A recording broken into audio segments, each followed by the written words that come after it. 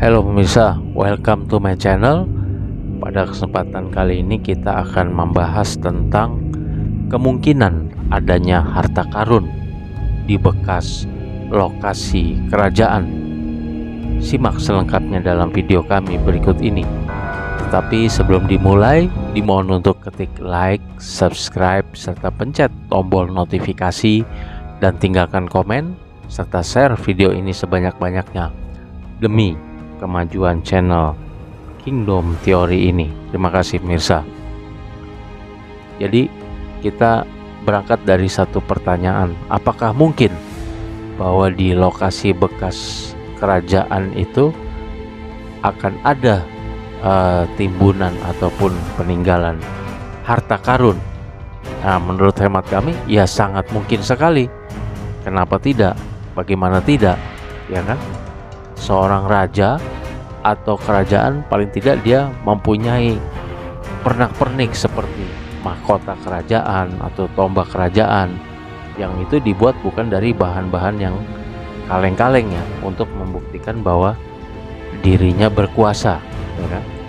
Kalau manusia modern sekarang untuk membuktikan bahwa dirinya hebat berkuasa biasanya dibuktikan dengan benda-benda, dengan rumah yang mewah, dengan motor Harley Davidson ataupun dengan mobil Rubicon.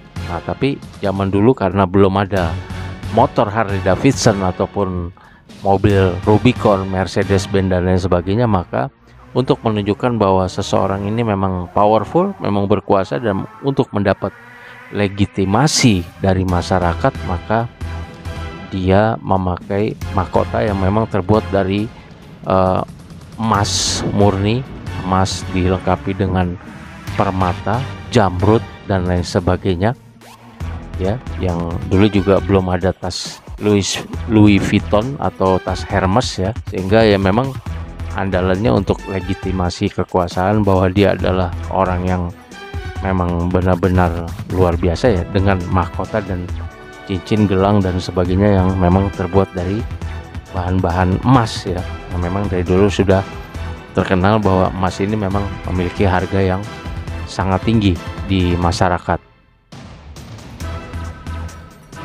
Nah, bukan tidak mungkin pada saat kerajaan ini runtuh, mahkota-mahkota itu masih ada dan juga masih disimpan. Yang kedua ya, kemungkinan adanya harta karun di bekas lokasi kerajaan jelas ya kan. Seorang raja atau kerajaan pasti dia mempunyai, kalau zaman sekarang adalah cadangan devisa negara atau berupa cadangan emas, karena memang dia untuk menggaji misalnya tentaranya atau pegawai-pegawai kerajaannya, juga untuk membantu rakyatnya, mensubsidi rakyatnya itu kan dengan makanan ya, dengan beras, dengan gandum ataupun lain sebagainya, yang semuanya itu dibeli dengan apa ya, dengan emas. Berarti kan seorang raja atau kerajaan ini dia harus memiliki cadangan devisa negara atau cadangan emas yang sangat banyak untuk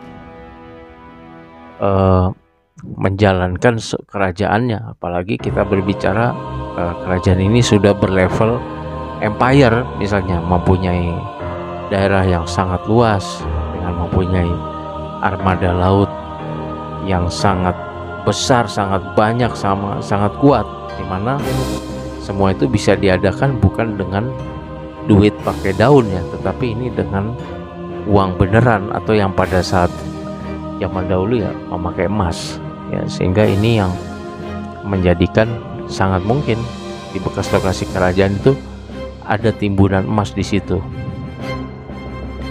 Kemudian faktor-faktor lain yaitu misalnya kerajaan ini ditinggalkan saat tiba-tiba terjadi bencana alam, baik itu gunung meletus, gempa bumi, banjir bandang ataupun longsor dan lain sebagainya.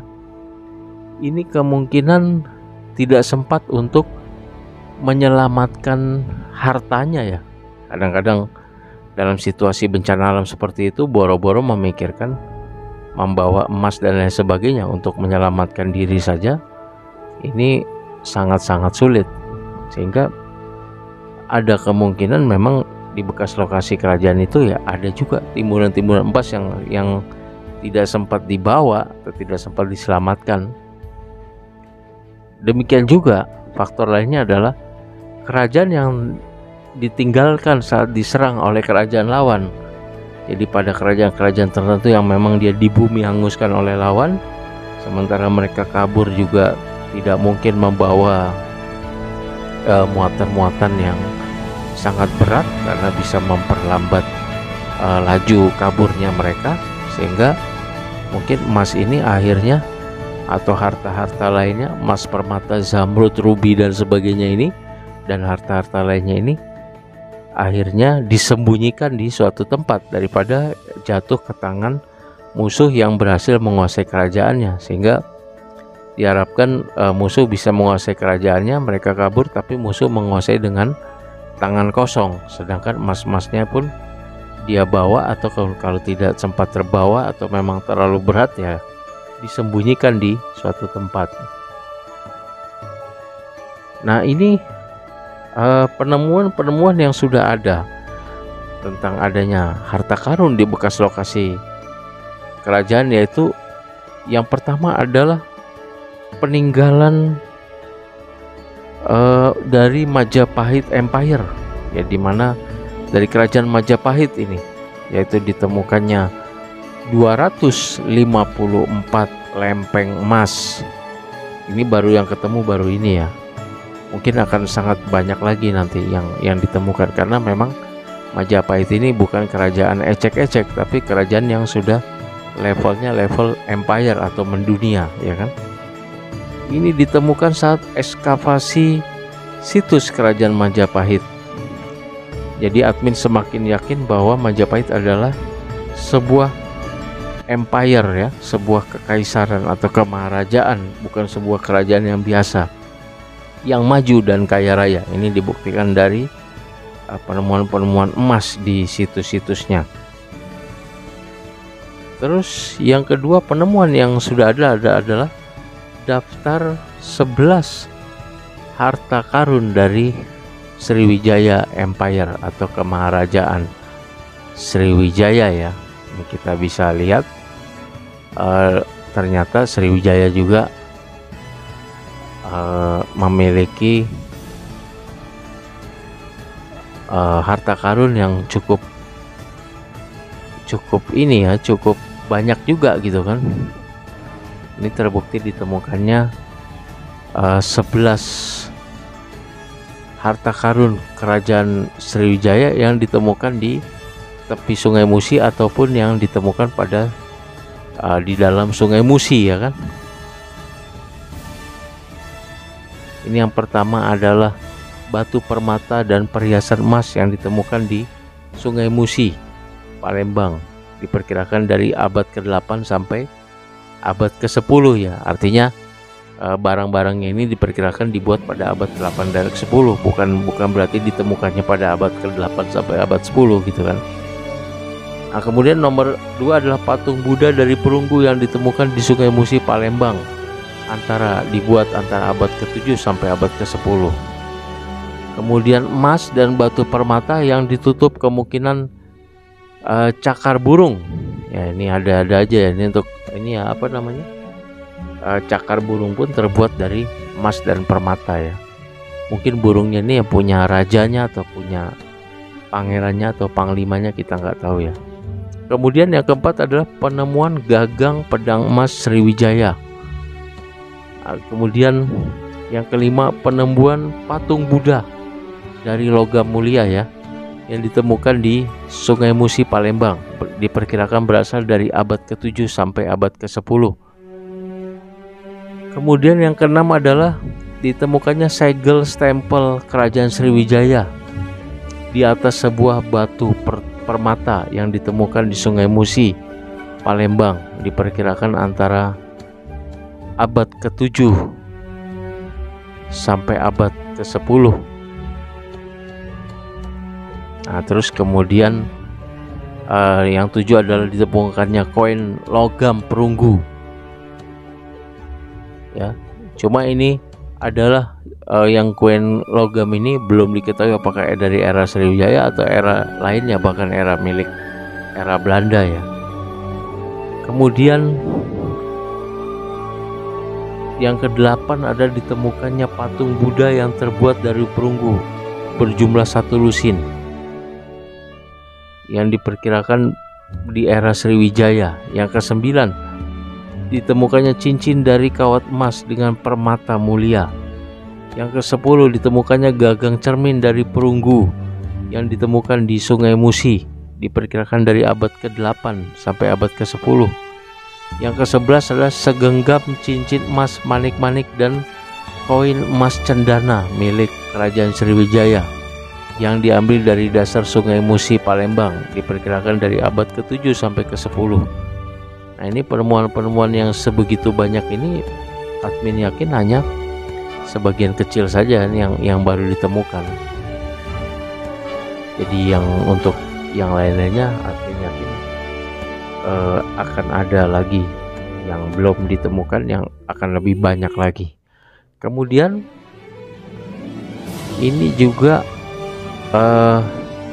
ditemukannya harta karun senilai 720 miliar pada tahun 2010. Diperkirakan ini harta karun ini diangkat dari kapal yang diperkirakan beroperasional di era Sriwijaya, ya kan? Berasal dari sebuah kapal harta karun ini dengan nilai total 720 miliar. Bayangkan ini baru dari satu kapal, pemirsa ya. Kapal ini diperkirakan beroperasi tahun 976 Masehi, berarti masuk dalam era Sriwijaya, ya kan? Karena angka tahunnya adalah 976, jelas ini kapal ini beroperasi di era Sriwijaya Empire sedang dalam masa-masa kejayaannya. Juga kalau kita lihat tahun 976 era kapal ini beroperasi dan ditemukan dia karam, kemudian ditemukan kembali tahun 2010.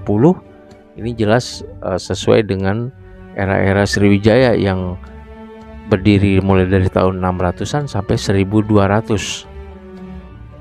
Kemudian dari kapal ini ditemukan harta senilai 720 miliar yang ditemukan tahun 2010. Terdiri dari 4.000 buah batu rubi asli, ya kan? Luar biasa ini ya kekayaannya ya.